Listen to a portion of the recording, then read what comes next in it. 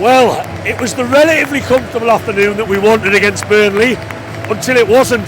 Look, we've got the 3 points and that's all that matters. The instant reactions coming from Newcastle, and to do us a favour and make sure you stick around.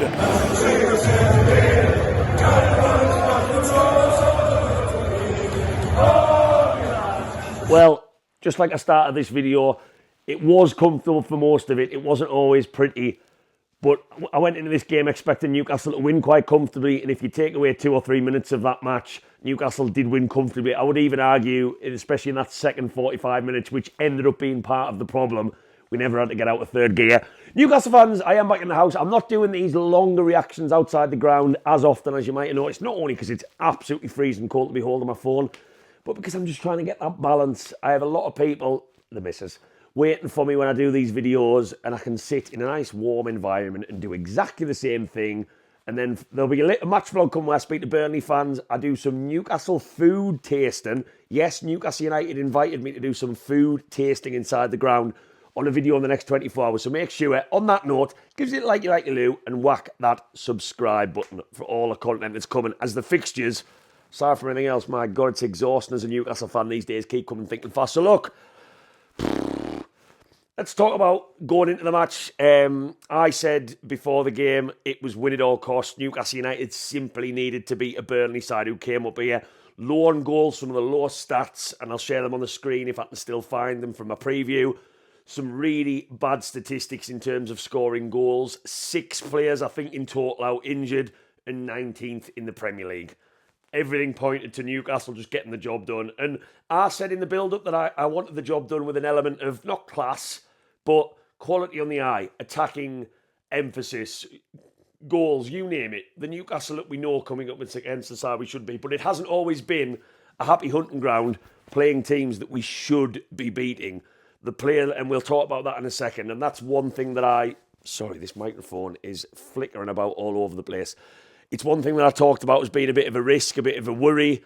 And that was one thing to keep an eye on. But Eddie Howe changed his team up. And I'd heard inklings going into this one through friends of mine, through group chats, through what journalists find out, that in training, and again, take this with a pinch of salt, Eddie Howe had been working on a new system, how he was setting up. And was the team I was also told in the build-up this absolutely 100% spot on? Yes. So whilst I say take it with a pinch of salt, also take it with a bit of truth. But anyway, Ramsey comes in, Willock comes in, Alanga comes back in the, he sat out after a more positive performance against Everton. I'm not going to say he pulled up any trees. So Lewis Hall was rested, and a lot of Newcastle fans, I saw the comments underneath the post, the team lineup on social media, not happy that Lewis Hall's not playing. I understand he's integral to not only how we set up, but that balance, that an attacking quality on the left-hand side. But you need to manage players' minutes. Leverkusen, after we lost to Marseille, feels bigger. And then I don't need to remind anyone watching this video who we play next week. So the team was definitely more attacking in its midfield three. Gordon comes into the side after sitting out midweek and against Everton. So he gets his first start in a couple of weeks. And it's, to a degree, it was a little bit experimental. And to be honest, I'll touch on how the experimental side panned out. But Newcastle didn't start the game well. We did not. I think Burnley took the kick-off. They got a throw-in from the kick-off in our half. And from there, we couldn't string 3 or 4 passes together. It was a couple of balls into the box. Ramsdale started the game shaky. He came to collect a few and he couldn't. That's not going to be a strong point of his game, which again we'll talk about later in this video. But Burnley started strong, and if there's one thing I know, as loads of Newcastle fans do from going for 21 plus years now, St James's Park in a traditional 3 o'clock, where the atmosphere isn't always the best in a traditional 3 o'clock, you need to get the crowd up. And yes, a lot of people watching this might be going, well, you shouldn't need to get the crowd up against Burnley. I agree, but it adds something to what the energy you see on the pitch in this group of players under Eddie Howe. And Burnley did quite well to silence the crowd early doors. We couldn't get going. We couldn't string any passes together. And from there, I'll be honest, the 10, 15 minutes that followed that in the first half, it looked like an experimental Eddie Howe team. It really, really did. It smelled like it. Joe Willock was picking up pockets, trying to make things happen. Ramsey was operating that left-hand side, which just inside, which dragged the defender over, opening up space for Anthony Gordon. I don't think we utilised that. There were so many times in the first 20 minutes where I'm screaming at Fabian Schär to ping it like we know he can out to Gordon because Ramsey had opened up space. And could I see what Eddie Howe was doing in this new experimental side? Yes. Well, Dan Burn at left-back's not experimental. We've seen that plenty of times. And he will do his utmost in that position. And I'll always stand up for Dan Burn in that regard. It's not his fault. He doesn't like playing there, I don't think, if you were honest. We saw how good he was at centre-back in more recent matches when he was put in his proper position. But he'll support the attack. He's not going to offer what Lewis Hall does. But I could see, I think Joe Willock was given that role of operating the right-hand side in diamonds, in pockets of space between the Livramento when he was supporting and Alanga. That's fine. We know that Longstaff used to be very good at that once upon a time with the likes of Almiron. And then Ramsey was operating on that left. And then you've got Bruno in the middle dictating things. But it felt quite experimental. Voltemade was struggling to get into the match. And other than half chances, we weren't doing too much. There was a ball that went in from the left-hand side. I think Dubravka made that Alanga almost got on the back of, on the back post. Dubravka made a decent save from a shot in the middle. And it's just not clicking. And to be honest, me and the gentleman I sit next to my left, I've got no doubt, I don't think he watches these videos. We were talking to each other. The intensity, it's a worry and it's a concern that Newcastle in these sorts of matches will never, ever, and I'll die on that hill, offer the same energy that if it was Man City at home. And yes, the players might argue, and Eddie Howe might argue, you need more energy to beat the better sides. Whilst, yes, I agree, it's what Eddie Howe's team is built off, is that energy, that press, that directness, that aggression. And we just didn't quite have it in that first 20, 30 minutes. And then, of course, we get a bit of luck. And look, I've posted my TikTok, Instagram and Facebook match reaction where I describe Bruno's goal as a fluke. And I've had loads of people jump down my throat saying, there's no way that's a fluke. Yes, do I think Newcastle in that match targeted Martin Dubravka? We know Martin Dubravka better than anyone in terms of what he's good at, what he's not so good at. Yes, I do think there was an emphasis on either hitting him at the back post, but getting the ball right on his goal line and pressuring him. But I do not, in a million years, think that Bruno was attempting to shoot from a corner. I don't think any player in world football shoots from a corner. So yes, whilst it was a great delivery, it ticked the box of going to the back post. There was an element of luck about it, and I don't even think Bruno would deny that. And I think that's the first corner scored in the Premier League, as I thought it was, in Newcastle United's history. So Bruno, you've ticked another box there. Not only lifting a cup as captain, you've also scored from a corner. And that was what we needed. And was it an element of luck? Of course it was. But it raised the crowd, and that can be a huge tool in the black and white toolbox in St James's Park. So that just cranked us up a little bit of a notch. We did press on from there, again, without causing too many problems. Burnley naturally dropped a little bit deep. After their start of the match, I didn't actually think that Burnley had set up in the low block. My opinion on that changed after 15 minutes. Burnley were definitely there to defend, and it's a problem that Newcastle are going to continue to encounter and going to continue to struggle with, I'll be totally honest. Trying to make things happen. Anthony Alanga, and again, we'll talk about individuals in a second. He got his first shot off in that first half with his left foot that I can remember in a Newcastle shirt. One thing I've been very critical of with Anthony Alanga is he's always running the touchline and just whipping a ball in. The one that succeeded at Nottingham Forest would take men on, would get shots off, and he was pretty good at using both feet. It was a P-roller into Dubravka's hands, but it was a sign that maybe, just maybe, confidence might be increasing ever so slightly. And then Anthony Alanga, interestingly, just as the half's drawn to a close, is involved in doing what I think to some degree we paid for Anthony Alanga to do. He comes inside, causes the defender a headache, who's surrounding Voltemade, keeping an eye on other things. Inverted run, ball in behind. I don't know who played the ball. I haven't watched the highlights back. And he does, I haven't even watched how aggressive the tug back was. Alanga goes down, using that pace of his, and it's a red card. It's a blatant red card and a free kick. And that is the last thing that a Burnley side, whose game plan had already gone out the window to defend, needed. And you just sigh a bit of relief, and you're like, right, we're going up against 10 men now. We don't score from the free kick, we test Dubravka. And I'm actually going down from the half-time, pint with 5 minutes added on, thinking, right, 1-0 half-time, 10 men, on to the second half. And then again, in the name of luck, and I think you are due it in different areas. God, we got a very dubious penalty against Tottenham, so Lady Luck this week is shining on us. Keep a little bit for the derby, though, if you're watching this, Lady Luck. Always loved you. We get a penalty from a quite ludicrous handball. If I was a Burnley fan, if I was Scott Parker, I would be furious just before half time because they are still in the match at that point.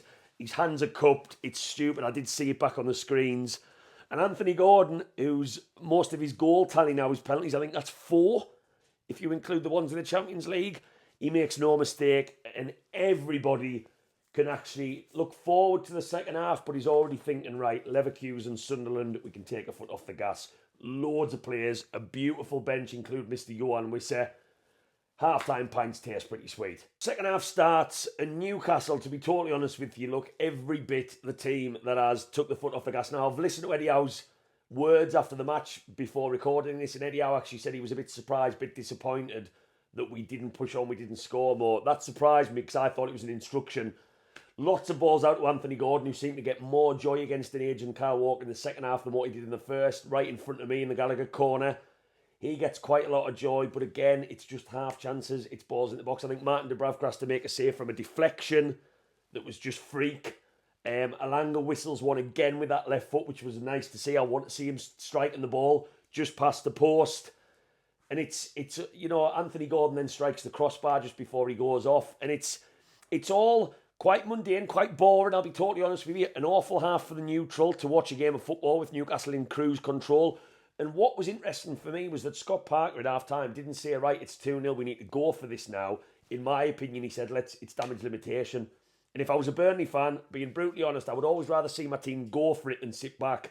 And they just seemed to come in. Yes, they lost one man in an attacker, but their game plan didn't change at all. And it felt, again, like the low block. Eddie Howe makes changes. We all waited for them. Lewis Hall comes on. He instantly offers class. He offers balance to that left-hand side. Means Dan Burn gets a bit of a rest. And Lewis Miley comes on. And you know what you're getting with Lewis Miley? You're getting control. And again, that summed up what the second half was. It was controlled. And Lewis Miley's not going to pull up trees from an attacking point of view. But he just offered that balance. Alanga continued persevering. A couple of decent balls in the box for him. A couple of tasty balls, I would describe them as. That was nice to see with his right foot after getting at his full back. Voltemade had a very quiet afternoon, and that continued into the second half, which was disappointing. I can't even remember a chance you could call that he had in that match, which for a striker, comfortable afternoon, kind of sums up his afternoon. And then, Johan Wisse gets his minutes, and that's a moment that we've all been frothing at, and I felt like a kid at Christmas, and it's weird, you get those weird emotions, even at the age I am now as a football fan, when a player you've been waiting to see, you've wanted to see, finally gets... And that reception he got was just... It puts the goosebumps on the back of your neck, and I'm sure he felt the same. And we wanted to see him just get a shot off. He didn't quite get that opportunity, but there was a little bit of link-up. He's going to be short on minutes. We're going to have to be patient with him whilst he builds up. He's only played a couple of behind-closed-doors matches. And at that point, again, you're just waiting for that full-time whistle to go. Whistler has a bit of link-up. I can't really, off the top of my head, recall any other chances. We keep on going at them. We keep on patient build-up, I would describe it, as in the second half, in and around the box. But Martin Dubravka is counting his lucky stars that he hasn't got too much to do after quite a disappointing first half from his point of view. And then injury time comes. And look, I haven't seen Ramsey's handball. I don't really want to see it back because I imagine it's something stupid like Burnley's was. Out of nowhere, people are leaving. People are going off for the festivities to have a couple of festive pints of lager. And you're suddenly thinking, shit, is this Tottenham part 2? They make no mistake with the penalty. Apparently, I heard Ramsdale got quite close. My eyesight is terrible. And then there's not much after that. Tonali comes on, which felt like a weird substitute. Maybe it's just for energy, for legs to drive the ball. We try and waste a bit of time. We try and hit them on the counter, so to speak. And there's one moment where Martin Dubravka's getting everyone to go forward for a free kick, and he pumps it. And luckily, it came to nothing, and we get over the line. And you're confused. You're walking out of the stadium, and I'm going to stay level-headed because if that full-time whistle goes at 2-0, am I annoyed with the second half? No, because I feel like Newcastle haven't had to overdo themselves with Leverkusen coming, with Sunderland coming. We haven't had to do that. And you talk about a match against a struggling Burnley side being comfortable, and it was comfortable. But that bit of feeling of how have we allowed it to get to this will linger there. And could we have put them all at the sword in the second half? Yeah. And Eddie Howe's described the match as being bizarre. That's one way of putting it. But you're almost cursing that you haven't put a team to the sword. And I think it goes back to that age-old point that maybe with hindsight, as comfortable as we all were in the stands watching it pan out with Burnley with 10 men behind the ball, literally 10 men, 2-0 is a dangerous scoreline. And all it needed was a bounce of a ball when Dubravka pumped it long in the dying seconds for us to be staring down the most unlikely 2-2 draw that, my God, Newcastle would have been a toxic environment. It would have been awful. This video would have been very different and very angry. So that's why I'm struggling to gather my thoughts on that one. But look, let's talk about the match as a whole. Newcastle were never great today, I don't think at any point, but we never needed to be. And I think that's the key point that I'm taking as both a positive and a negative. Individual performances, before we get more into the match as a whole, standouts, I don't think there was many, which kind of sums up the day. Defensively, we were never trouble. Malik Chow will never have a quieter afternoon. Fabian Schär will never have a quieter afternoon. Livramento, I don't think he had his brightest day today. I think he looked a bit shaky in the first half, didn't pull up any trees going forward. Dan Burn, safe enough in a role that we don't always want to really see him in. Bruno would be the standout from midfield. We'll get on to Willock and Ramsey in a second.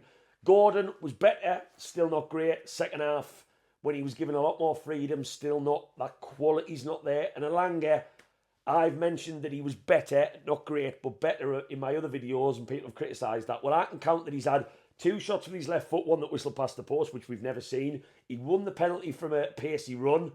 He put 2 quite tasty balls in the second half.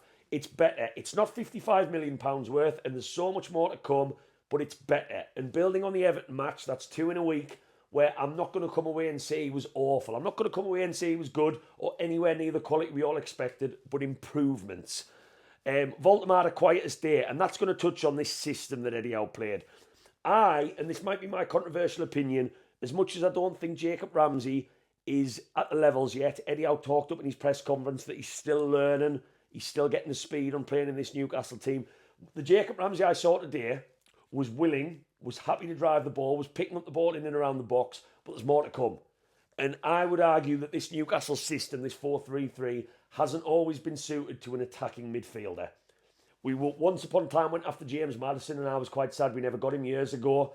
But now in hindsight, would James Maddison have ever been suited to this Newcastle team? I'm not too sure.